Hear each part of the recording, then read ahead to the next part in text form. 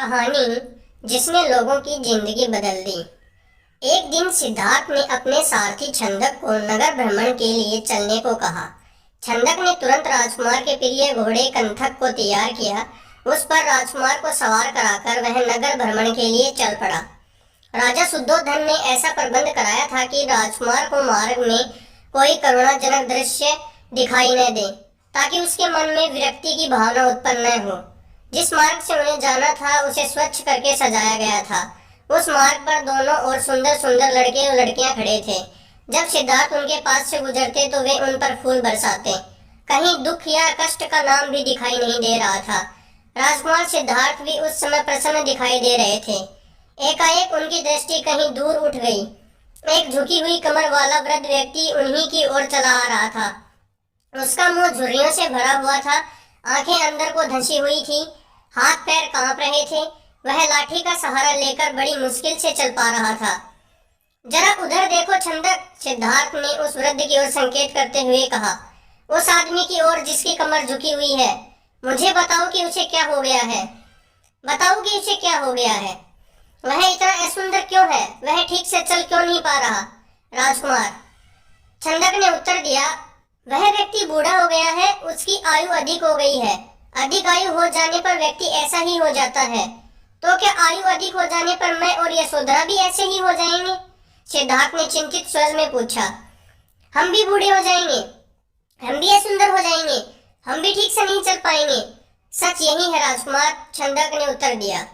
ऐसा सभी के साथ होता है। बूढ़ा हो जाने पर मनुष्य की यही दशा हो जाती है। शरीर इसी प्रकार कमजोर और असुंदर हो जाता है। सिद्धार्थ की सारी प्रसन्नता छूमंतर हो गई। उन्होंने छंदक को महल लौट चलने की आज्ञा दी। जब सिद्धार्थ अपने महल पहुंचे तो उन्होंने यशोधरा को अपनी प्रतीक्षा करते हुए पाया। उन्हें उदास देखकर यशोधरा ने पूछा, क्या बात है स्वामी, क्या आप थक गए हैं। नहीं यशोधरा, सिद्धार्थ ने एक लंबी सांस लेकर उत्तर दिया, मैं थका हुआ नहीं हूँ। बात यह है कि आज मैंने एक ऐसे व्यक्ति को देखा जो बहुत कमजोर था। उसका पूरा शरीर कांप रहा था, उसकी आंखें झुकी हुई थी और वह असुंदर हो गया था। छंदक कहता है वह बूढ़ा हो चुका है। बूढ़ा हो जाने पर ऐसा ही होता है। यह देखकर मेरा मन उदास हो गया। इस प्रकार तो मेरी दशा भी आगे चलकर ऐसी ही हो जाएगी। आप व्यर्थ ही दुखी हो रहे हैं, यशोधरा ने कहा। छोड़िए इस बात को, आप अपने मनोरंजन कक्ष में जाइए। पिता ने आपके मनोरंजन के लिए खास नर्तकी और गायकी को बुलाया है।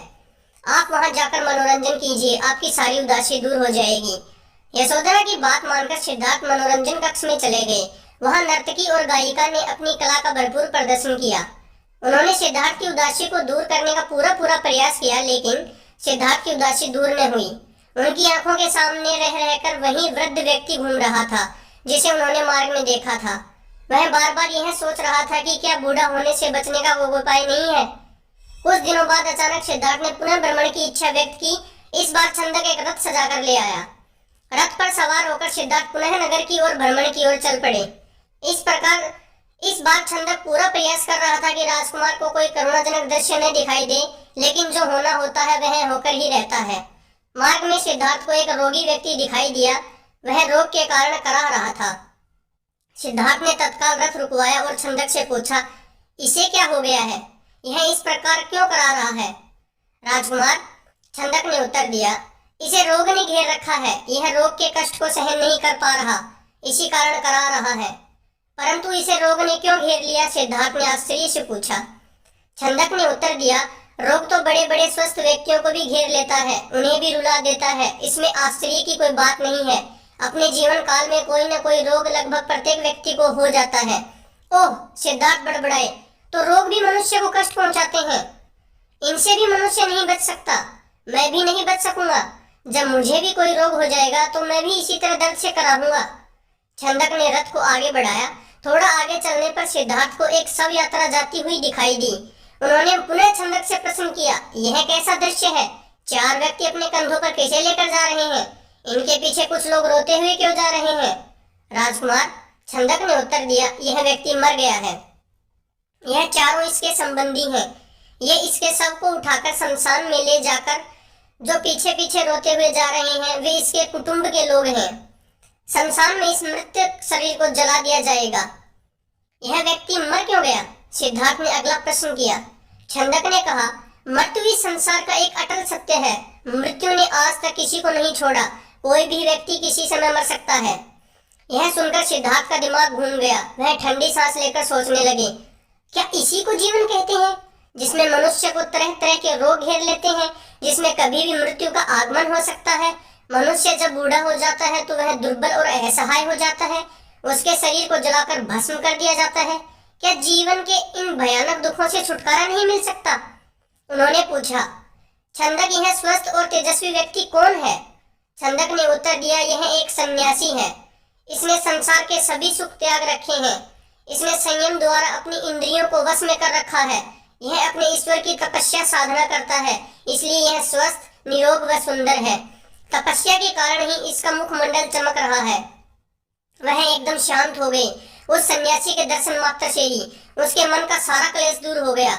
उसने मन ही मन सोचा, रोग, बुढ़ापा तथा जन्म मरण के कष्ट से छुटकारा पाने का उपाय संयम, त्याग तथा तपस्या है। जीवन का सार सत्य की खोज करना है। संसार के सभी सुख नकली हैं।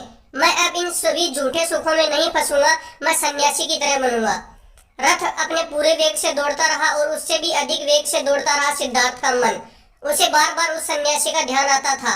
उनके मन में विरक्ति की भावना बढ़ती ही जा रही थी। जब सिद्धार्थ राजमहल लौटे तो उन्हें सब समाचार मिला। यशोधरा ने स्वस्थ व सुंदर पुत्र को जन्म दिया था। दास दासियों ने सिद्धार्थ को घेर लिया और उन्हें बधाइयां देने लगी। उन्हें यह आशा थी कि सिद्धार्थ से उन्हें पुरस्कार मिलेगा, लेकिन सिद्धार्थ पर इस शुभ सूचना का कोई प्रभाव दिखाई न दिया। चारों ओर हर्ष का सागर लहरा रहा था। पूरे महल में स्वर बधाइयों के गूंज रहे थे। बधाइयां देने वालों का मुंह पुरस्कार दे रहे थे। कपिलवस्तु में नए राजकुमार के जन्म लेने के उपलक्ष्य में नाच गाने का उत्सव होने लगा, लेकिन सिद्धार्थ को उनमें कोई रुचि नहीं थी। उनके मन में संघर्ष चल रहा था। वे किसी भी उत्सव में सम्मिलित नहीं हुए। अपने नवजात पुत्र से भी मिलकर सिद्धार्थ को प्रसन्नता नहीं हुई। उनका मन सब कुछ त्याग कर सत्य की खोज करना चाहता था। एक रात आषाढ़ की पूर्णिमा का चंद्रमा पृथ्वी पर अपनी शीतल चांदनी बिखेर रहा था। राजभवन में यशोधरा अपने पुत्र को छाती से लिपटाए सुख की निद्रा सो रही थी। दासियां भी अपना कार्य समाप्त करके गहरी निद्रा का आनंद ले रही थी। सिद्धार्थ अपने बिस्तर से एकाएक खड़े हुए और भवन से बाहर चले गए। भवन से बाहर निकलकर वह सहसा ठिठके। उनके मन में एक बार यशोधरा और राहुल को देखने की इच्छा उत्पन्न हुई। वह वापस जाने के लिए मुड़े, परंतु जिस प्रकार कोई सर्प अपनी केंचुली को उतार कर उसकी ओर नहीं देखता, वैसे ही सिद्धार्थ ने भी अपने मोह को एक ही झटके से त्याग दिया। धीरे धीरे चलते हुए सिद्धार्थ वहां जा पहुंचे जहां उनका सारथी छंदक सो रहा था। सिद्धार्थ ने उसे जगाया। छंदक ने चौंक कर अपनी आंखें खोली व निकट बंधे कंथक घोड़े ने भी हिनहिनाकर सिद्धार्थ की ओर देखा। राजकुमार, छंदक ने नम्रता से आश्चर्य से कहा, आप और यहाँ? वह भी रात के इस समय? सब कुछ ठीक तो है न? छंदक, सिद्धार्थ ने आदेश दिया, तुरंत रथ तैयार करो, मैं इसी समय राजभवन से बाहर जाना चाहता हूँ। छंदक ने ध्यानपूर्वक सिद्धार्थ की ओर देखा। वह कुछ पूछना चाहता था, परंतु पूछने का साहस न कर सका। रथ को तैयार करके वह सिद्धार्थ के निकट ले आया। सिद्धार्थ रथ पर सवार हुए तथा छंदक को नगर से बाहर वन की ओर चलने के लिए कहा। चारों ओर गहरा अंधकार था। वहां सन्नाटा छाया हुआ था। जंगली जीव जंतुओं की आवाजें कभी कभी सन्नाटे को भंग कर देती। वातावरण बहुत डरावना हो जाता। घने जंगल के निकट सिद्धार्थ ने छंदक को रथ रोकने का आदेश दिया। रथ रुकते ही सिद्धार्थ नीचे उतर आए। सामने ही यमुना नदी अपने पूरे वेग से बह रही थी। उस समय वे अनुप्रिय नामक स्थान के निकट खड़े थे। सिद्धार्थ ने अपनी राजसी वेशभूषा उतार दी। साथ ही उन्होंने एक एक करके अपने आभूषण भी उतार दिए। अपने वस्त्र व आभूषण उन्होंने छंदक को दे दिए तथा लौट जाने का आदेश दिया। छंदक सिद्धार्थ के पैरों में गिरकर फूट फूट कर रोने लगा। वह हाथ जोड़कर कहने लगा, यह आप क्या कर रहे हैं राजकुमार? जब आपके माताजी और पिताजी को आपके सन्यासी बन जाने की बात का पता चलेगा तो उन पर दुखों का पहाड़ टूट पड़ेगा। रानी यशोधरा पर क्या बीतेगी? आप अपना निर्णय बदल लीजिए, मेरे साथ राजमहल लौट चलिए। नहीं छंदक, सिद्धार्थ ने सुंदर व सुगंधित बालों को काटकर कहा, मैं अब नहीं लौटूंगा। मैंने सोच विचार करके ही यह निर्णय लिया है। मैं सत्य व ज्ञान का मार्ग खोजना चाहता हूँ, जिससे मानव शांति पा सके। तुम आंसू पोंछ लो और राजभवन लौट जाओ। छंदक को सिद्धार्थ की आज्ञा का पालन करना पड़ा। उसने सिद्धार्थ के चरण स्पर्श किए, उनके कीमती वस्त्रों व आभूषणों को रथ में रखा और कपिलवस्तु की ओर चल पड़ा। जिस समय छंदक राजभवन में लौटा, सुबह का प्रकाश चारों ओर फैल चुका था। राजा सुद्धोधन बाग में भ्रमण कर रहे थे। जब उन्होंने सिद्धार्थ का खाली रथ देखा तो उनके माथे पर बल पड़ गए। उन्होंने क्रोध से छंदकी को और देखा और पूछा, तुम बिना बताए सिद्धार्थ को कहाँ ले गए थे? वह इस समय कहाँ है? छंदक ने रोते हुए पूरी बात बता दी। फिर रथ से सिद्धार्थ के कीमती वस्त्र व आभूषण लाकर उन्हें सौंप दिए। शुद्धोधन उन वस्त्र आभूषणों को छाती से लिपटाकर फूट फूट कर रोने लगा। उन्होंने कहा, विद्वान पंडितों व ज्योतिषों की भविष्यवाणी आज सच हो गई। मेरा बेटा संसार के सभी सुखों को ठुकराकर सन्यासी बनने चला गया। रानी प्रजावती को जब इस बात की सूचना मिली तो वह पछाड़ कर गिर पड़ी।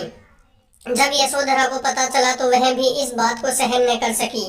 वह विलाप करने लगी, हे स्वामी, तुम बिना कहे ही घर छोड़कर चले गए। मुझसे कम से कम एक बार मिल तो लेते। क्या मैं इस योग्य भी नहीं थी?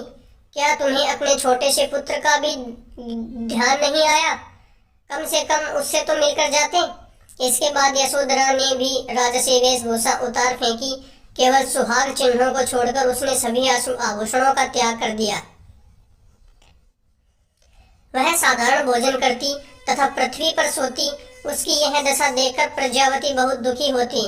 वह यशोधरा को छाती से लगाकर रो पड़ती और अपने स्वास्थ्य का ध्यान रखने के लिए कहती, यह तेरे खेलने खाने की आयु है बहू, वे यशोधरा से कहती। परंतु तूने तो सिद्धार्थ की तरह ही संसार के सभी सुख छोड़ दिए। क्या यह ठीक है? इस तरह रहने से क्या तुम बीमार नहीं पड़ जाओगी? तब राहुल की देखभाल कौन करेगा? माताजी यशोधरा उत्तर देती, मेरे पति अब सन्यासी बन चुके हैं। वे पृथ्वी पर शयन करेंगे तथा जंगली फल फूलों का भोजन करेंगे। ऐसे में भला राजभवन में सुख के साथ कैसे रह सकती हूँ? आप कर क्या दुखी न हो। राहुल में ही इसके पिताजी की छवि को देखें, इसमें आपको शांति मिलेगी। प्रजावती राहुल को छाती से लिपटाकर रो पड़ी। सिद्धार्थ के चले जाने के बाद कपिलवस्तु का हर व्यक्ति उदास हो गया। राजमहल में तो दुख का साम्राज्य ही स्थापित हो गया। ऐसे में केवल नन्हे राहुल की किलकारियां ही राजमहल में गूंजती तथा सबका मन बहलाती।